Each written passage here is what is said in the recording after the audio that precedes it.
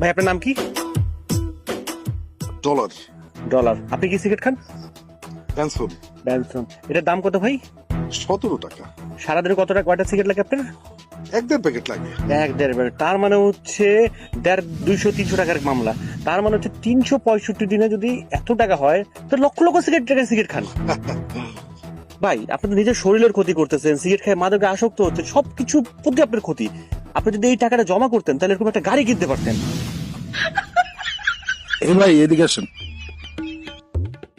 আপনি কি সিগারেট খান? না ভাই, খান না? না ভাই, কখনো খাই নাই। আপনার গাড়ি কই? আমি তো গাড়ি কিনে নাই ভাই। গাড়ি নাই না? না ভাই। সিগারেট খান না আর গাড়িও কিনতে পারেন নাই।